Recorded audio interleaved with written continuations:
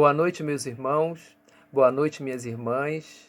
Com muita alegria, estamos aqui participando deste momento de redenção.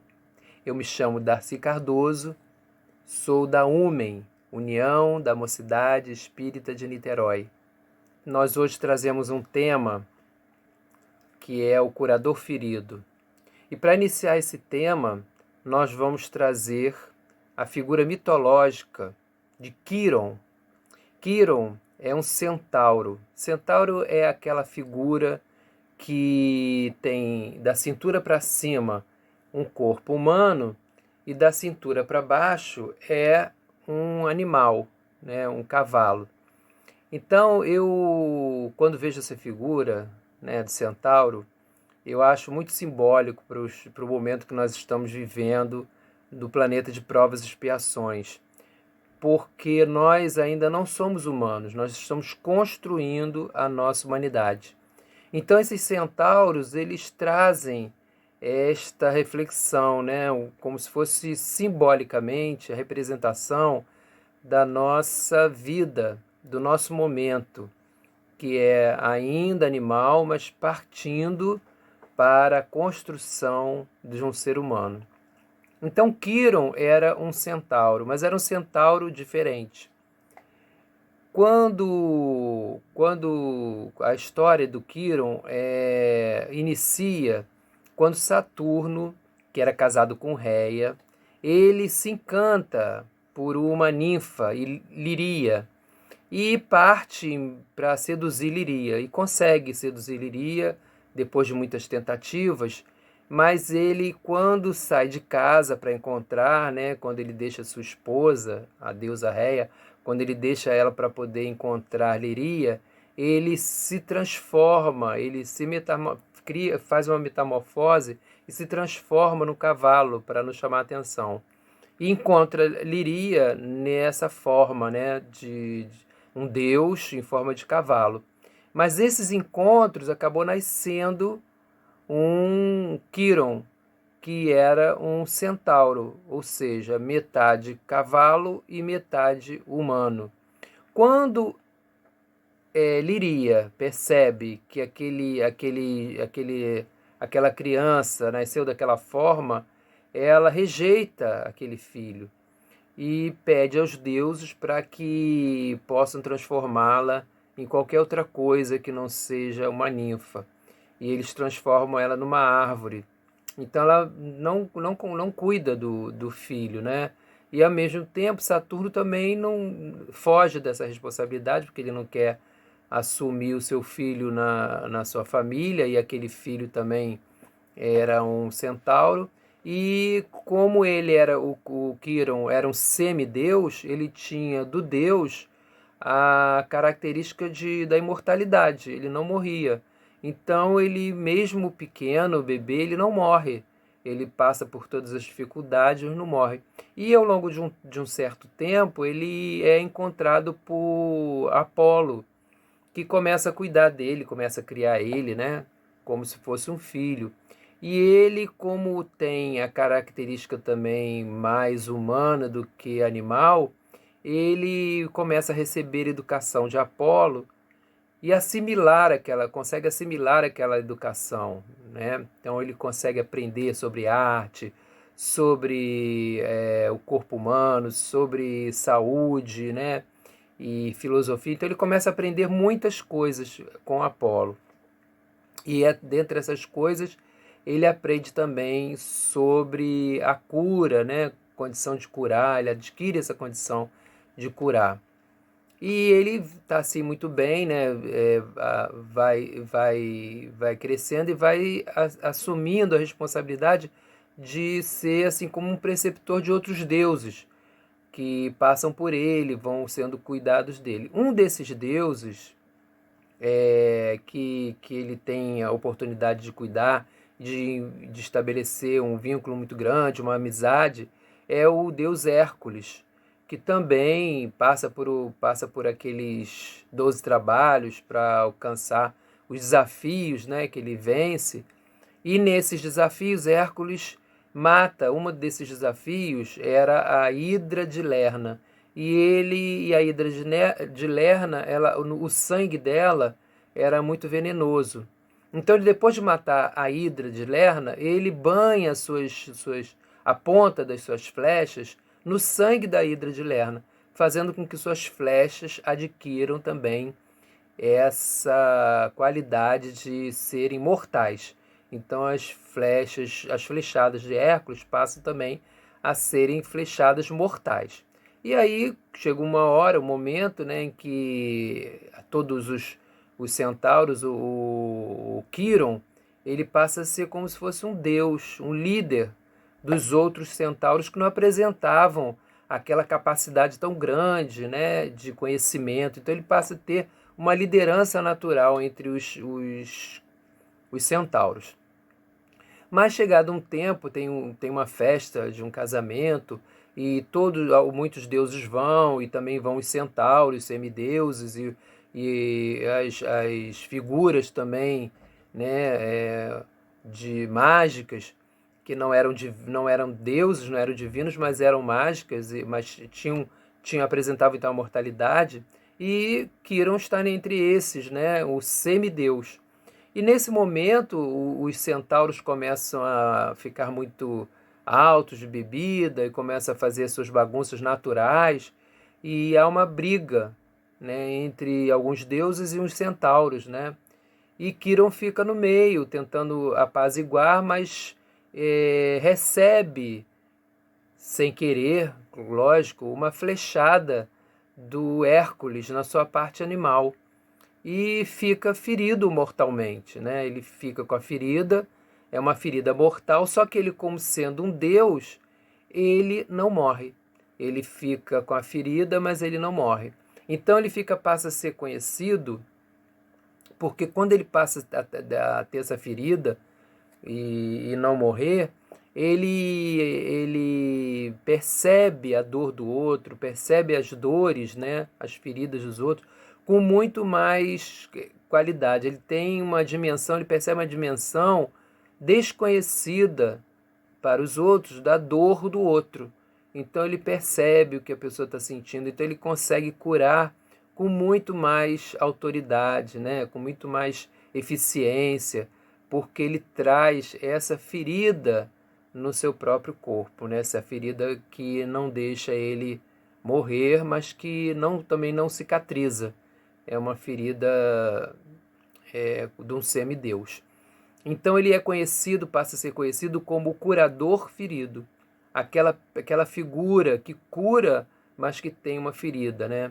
E Jung, ele chega a falar também que os terapeutas são também curadores feridos, né? Os melhores terapeutas são curadores feridos, são aqueles que trazem uma ferida e curam de acordo com a sua dor, né? Observando a dor do outro, percebendo essa dimensão que só quem tem uma ferida consegue ver, né? Uma dimensão desconhecida para aquelas pessoas que não têm ou não passam por uma situação de dor, de alguma situação difícil.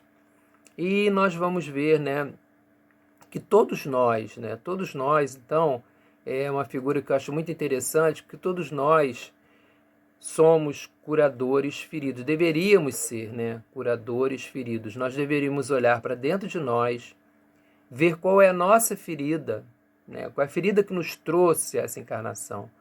Nós estamos num planeta de provas e expiações, então o nosso material pedagógico é o erro, né? O erro e acertos, equívocos, né?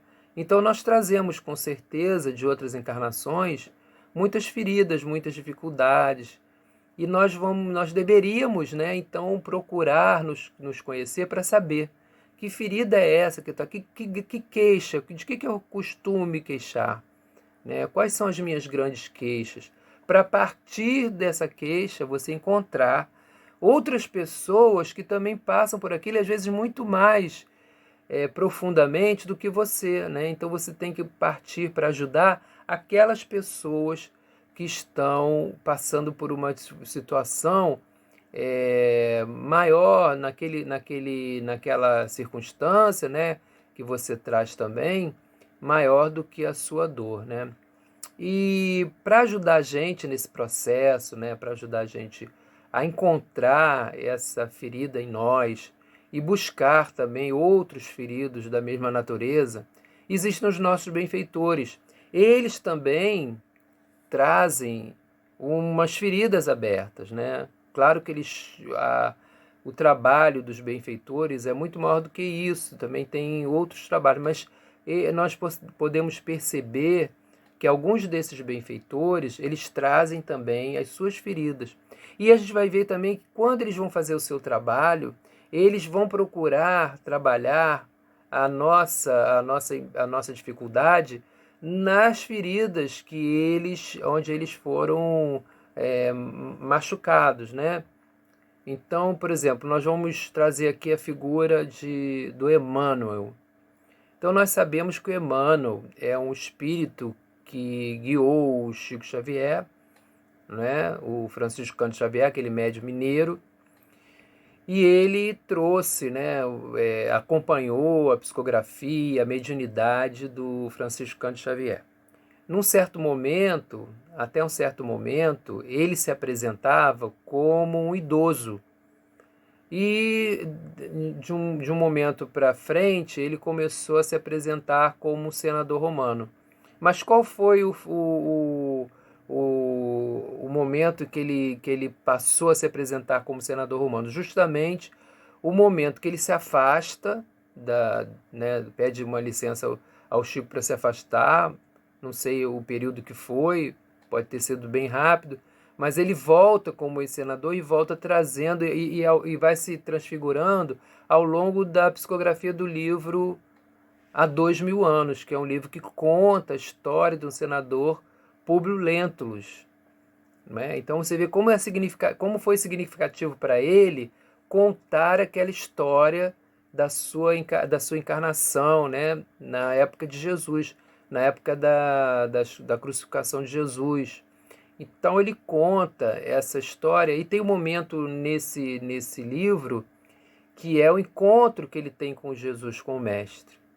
Ele vai encontrar com o Mestre a pedido da sua esposa, porque ele tinha uma filha que tinha uma dificuldade, uma saúde, né, débil ainda, frágil, e era muito doente mesmo, né?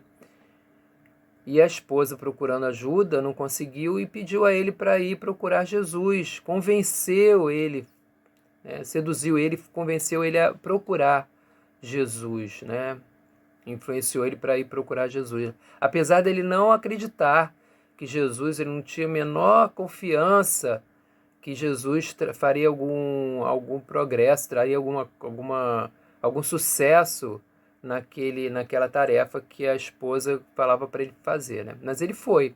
Mas ele não foi também procurar Jesus na cidade. Ele saiu fora da cidade e foi procurar Jesus nos caminhos que ele sabia que ele costumava andar. Porque ele não queria ser visto com Jesus, né, o senador romano, visto com Jesus na cidade. E ele, quando vai caminhando para encontrar Jesus, ele vai percebendo, né, ele vai sentindo, vai sendo tocado emocionalmente, né, vai sentindo umas vibrações diferentes que ele jamais tinha sentido. Então ele vai descrevendo, é um capítulo muito bonito desse livro, né? Até que ele encontra Jesus e tem um diálogo muito interessante com ele, né? E no momento desse diálogo, ele fala para o Públio Lentulus, né, que era o senador romano, que ele ia curar a filha, mas curar por intercessão da sua mãe, não por ele. Mas que ele estava ali naquele momento e era um momento significativo para o seu espírito. Era um momento que ele poderia dar um salto, né, e se superar, né, superando as suas dificuldades. Então ele vai relacionando, né, o tempo que ele passou, quanto tempo ele passou envolvido com erro, com dificuldade, com egoísmo, com orgulho. Né? Então ele vai relacionando aquilo tudo e fala para ele: está no seu querer agora me acompanhar ou me acompanhar agora ou daqui a 1000 anos. E a gente sabe que ele não escolhe acompanhar Jesus naquela hora. ele deixa para, né, deixa para daqui a 1000 anos, né, para depois de 1000 ou 2000 anos. Então, nós vamos ver que ele tem esta ferida, né? Ele tem essa ferida de ter sido ignorante para as questões de Jesus. Claro que Jesus, naquele momento, ele não convidou para ele seguir a Jesus como os discípulos, seguindo Jesus fisicamente, mas para começar a valorizar as ideias, né, que Jesus trazia, a boa nova que ele trazia, né? Porque essa boa nova ia fazer com que ele fizesse uma reavaliação dos seus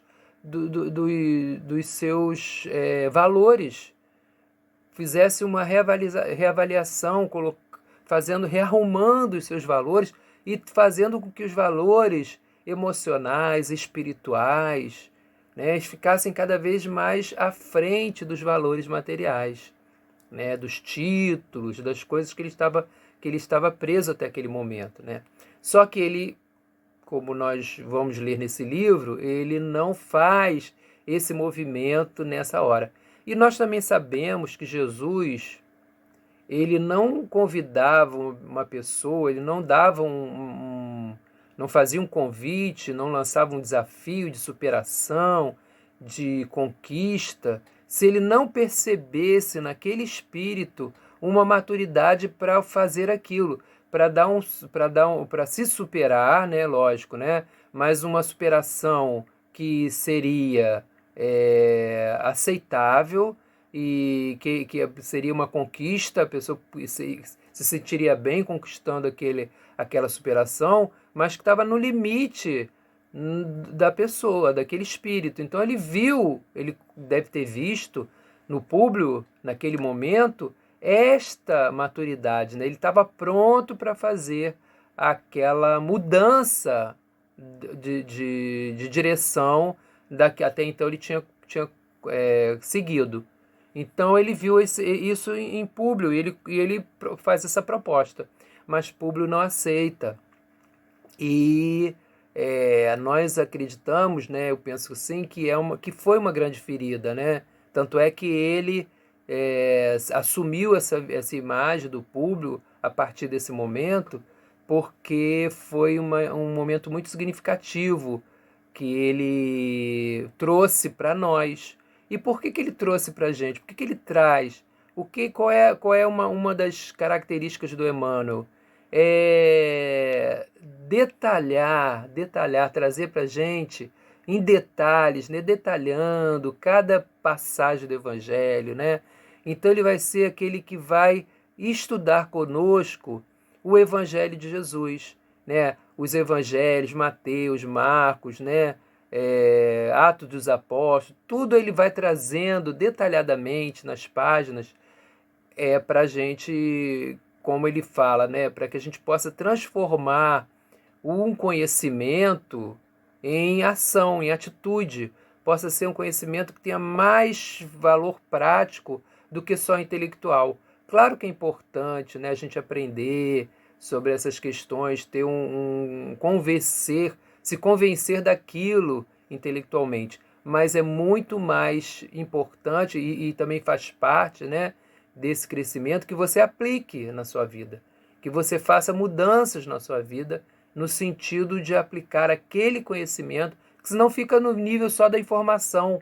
Então, informação nós temos muitas, mas nós temos que aplicar. E o Emmanuel é esse curador ferido. Então, ele vai trazer para a gente esta oportunidade, porque ele sabe o que é ser o ignorante para as verdades espirituais, ser ignorante para os valores eternos. Então ele vai trazer para a gente esse valor, né? essa ferida que ele tem nele, ele vai trazer para a gente, para que a gente não faça como ele fez, né? Então ele é um curador ferido também, não é?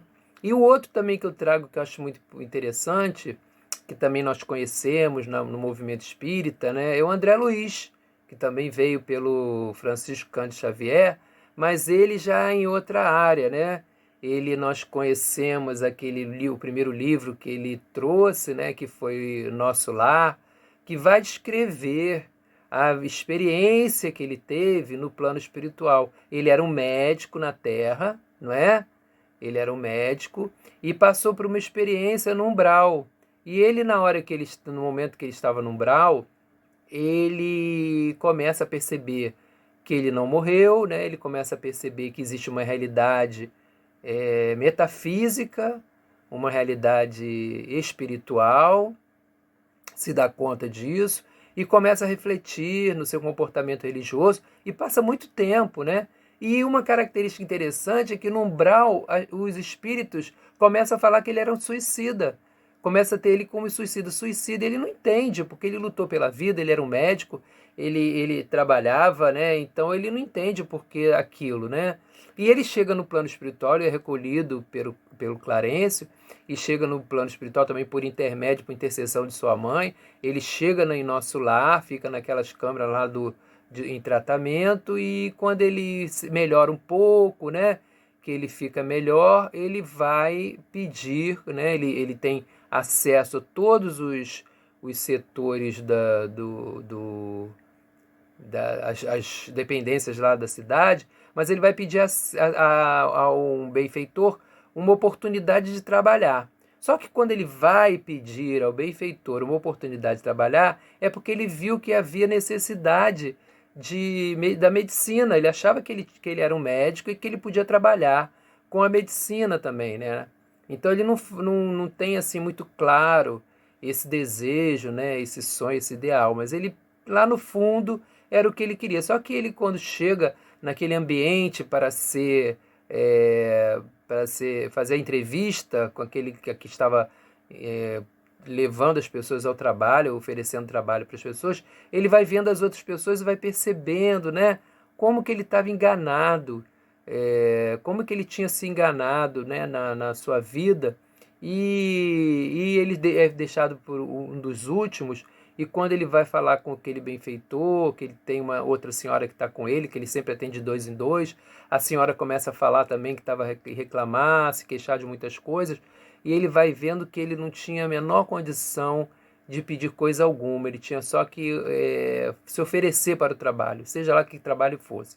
Só que ele fala isso, mas o benfeitor percebe que no fundo ele gostaria de trabalhar como médico, né? Ele fala assim, ó, eu sei que você está pedindo para trabalhar de qualquer maneira, em qualquer situação, mas eu sei também que lá no fundo eu percebo que lá no fundo você gostaria de trabalhar como médico. E aí ele vai falar, né? E vai falar também da questão do suicídio. Ele vai falar, olha, nesse tempo ele já teve noção do que seria, por que ele seria um suicida, né? Então ele fala que ele, quando esteve na Terra, ele, apesar de ter um título de médico, né, ter frequentado a academia, ele não honrou com a medicina material, porque ele não tinha muito cuidado, né, com os pacientes, e nem se apropriou do conhecimento espiritual para a medicina, né? Não percebeu que nosso corpo é reflexo dos nossos pensamentos, né? O nosso corpo é uma consequência, o corpo não é a causa. A causa é o espírito é a causa e transfere para o corpo os seus estados emocionais e mentais. É uma ciência que nós estamos falando aqui com muita superficialidade, né?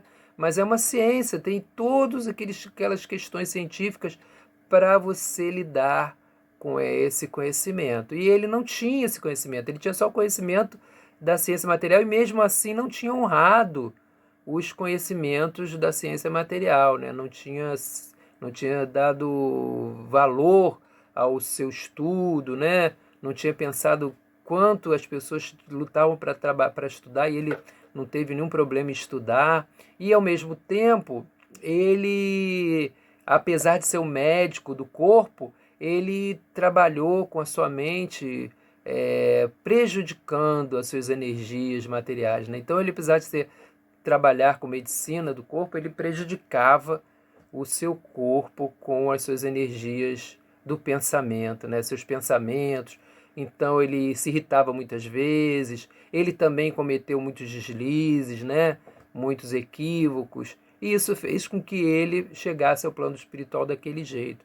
Então ele percebeu nesse momento que essa era uma dificuldade que ele tinha, né? De reconhecer e entender que a matéria é reflexo do pensamento. Ela reflete, ela age e reage ao pensamento, né? Então, conforme pensamos, é que nós somos, né? Em última análise, né? Então, ele passa a quê? A também querer trazer para a Terra esse conhecimento, que foi onde ele foi ferido, né? Então ele se sente naquele momento ferido nessa situação, ele vê como que ele falhou e ele vem trazer para a gente, dentre outras coisas, lógico, ele é um espírito que vem trazer muitos outros conhecimentos, muitas outras noções, muitos outros ideais, mas dentre esses ideais ele traz esse ideal, né, da ciência e da medicina voltada para o pensamento, né, a medicina do futuro. Tem uns palestrantes, né, que eles começam a analisar as mensagens do André Luiz, e é impressionante como que os cientistas hoje estão descobrindo valores e ideias, conceitos colocados por André Luiz no livro Nosso Lar, Evolução em Dois Mundos, né? Então esses livros são livros que dão um futuro da nossa medicina e vão falar justamente isso, é, reduzindo, né, para a gente colocar aqui nesse tempo que nos cabe, que nós somos espíritos vivenciando a matéria. Quer dizer, nós temos a nossa base, a causa das nossas dificuldades vem da nossa alma, do nosso espírito. Então, isso que o André Luiz vem trazer para a gente, né? Então, ele também é um curador ferido e esses espíritos estão para nos ajudar, né? Para ajudar a gente a encontrar as nossas feridas. Porque cada um de nós, quando vem para a Terra, vem com uma ferida, né? Para ser trabalhada. Das inúmeras feridas, nós temos aquela ferida que nós temos que trabalhar, que é nessa encarnação. Então nós temos que descobrir que ferida é essa, onde nós estamos feridos, né? Todos nós temos essa ferida. Então, que ferida que você traz? Que ferida você está trazendo para essa encarnação?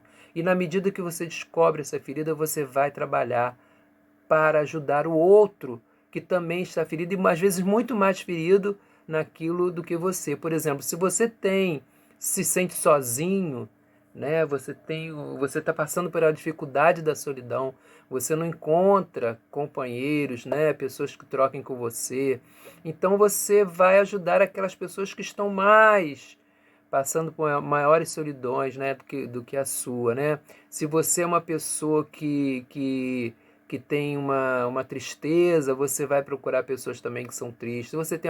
Se é uma pessoa que tem que é muito violenta, você vai trabalhar isso ajudando outras pessoas que você percebe que são violentas. E essas pessoas vão chegando, né, naturalmente na nossa vida. Eu lembro que quando eu falava de uma situação, eu sempre falava da caridade e o valor da caridade pelo trabalho. E eu sempre contava uma história muito interessante, conto, né, ainda, que é de uma senhora que tinha uma vida tranquila perto da cidade dos Francisco Cândido Xavier. E num momento a filha dela teve uma adolescência e de repente ela teve uma crise, a filha teve uma crise. E aquela crise foi aumentando, aumentando, e a menina teve que ficar numa instituição, detida numa instituição, não podia nem voltar para casa. Tamanha a dificuldade que ela tinha, de violência, de demência. E a mãe, muito triste, teve que deixar ela naquela instituição e ficou muito triste, porque era filha única. E uma vizinha, né, sempre que via ela muito triste, cada vez ela se afundava mais na tristeza, e falava para ela: minha filha, vai procurar o Chico Xavier aqui na cidade próxima, vai procurar. Até que ela, ouvindo aquilo, outra pessoa falou também, ela foi, achou e falou: não, eu vou lá procurar o Chico para ver o que que foi que aconteceu, né? Vou ver o que acontece, né? O que o Chico fala para mim. E foi até ele, e ele falou para ela: olha, minha filha, eu não posso dizer assim com muita segurança, né? Não posso dizer certamente o que aconteceu. Mas eu sei de uma coisa: você pode ajudar a outras pessoas e oferecer essa ajuda, ajudar em nome da sua filha, né? Oferecer essa ajuda que você está dando para outras pessoas, oferecer para sua filha. Então vai procurar uma pessoa, um grupo que faça sopa, um lugar que faça que atenda a criança, né? E você oferece essa vibração para sua filha. E assim ela fez. Ela foi procurando aqui, procurando ali, e sabe onde ela encontrou? Ela encontrou um grupo que visitava cadeia, visitava presídio, né? E aí ela foi visitar e adorou aquelas visitas, né? Ficou e se envolveu com aquilo. E depois de muito tempo ela viu que os prisioneiros não tinham festa de aniversário, né? E ela começou a fazer um bolinho, fazer toda vez que ela ia, ela fazia um bolo, chamava todo mundo e comemorava os aniversariantes daquela semana ou daquele mês. E ela ficou assim por muitos anos, 8 ou 10 anos, 9, 10, muitos anos. E comoveu as mães dos prisioneiros que estavam no plano espiritual. E elas então foram até Maria interceder por ela a benefício da sua filha, para que a filha tivesse um pouco das dívidas atenuadas, para que pudesse melhorar um pouco, né? E aí aquela senhora que estava fazendo o trabalho não sabia disso. E de repente começou a receber chamados da instituição onde a filha estava, falando que ela estava melhorando. Ia lá, via que a filha estava melhorando, melhorando, até chegou um ponto que a filha pôde retornar para casa. Não teve o seu equilíbrio, né? Como uma pessoa normal, mas conseguiu ficar socializar com as outras pessoas e foi permitido que ela voltasse para casa, para o convívio da mãe, né? E aí a mãe lembrou do Chico Xavier: vou lá agradecer. E quando chegou lá, o Chico contou para ela, né, que as mães dos prisioneiros tinham intercedido para que a filha voltasse para casa, né? E aí eu fiquei pensando, porque eu falava sempre eu contava essa história, falando do valor do trabalho que você faz para conseguir alguma coisa, né? Para alcançar uma evolução, uma maturidade espiritual. Mas eu percebi depois desse estudo, né, do curador ferido, que também essa mãe, ela escolheu, de tantos trabalhos, ela escolheu o trabalho no presídio, porque ela ligou com certeza a sua filha, que estava também limitada, né, prejudicada na sua liberdade. Então, ela deve ter encontrado ali um alento, né, um sentido maior para a sua recuperação, né, porque ela fez aquilo para recuperar sua alegria de viver e oferecendo a sua filha. Então é isso, nós temos que procurar saber qual é a nossa ferida, o que nós podemos fazer para ajudar o outro, para diminuir a dor do outro, para também diminuir, cicatrizar, balsamizar as nossas feridas, grandes feridas que nos acompanham na encarnação, né? Todos nós temos uma queixa, todos nós temos uma origem, né? Um ponto ali, né? Aquele calcanhar de Aquiles que nós trazemos, que são dívidas que nós temos com o passado e que nós temos que resolver. E encontramos nesses espíritos amigos ajuda para a gente resolver, nesses curadores feridos, os benfeitores espirituais, e que vão fazer também que nós tenhamos esse olhar para a ferida do outro, baseado nas nossas feridas, né? Então, essa é a nossa reflexão de hoje. Eu agradeço por estar aqui nesse momento e peço a Deus que nos abençoe hoje e sempre. Que assim seja.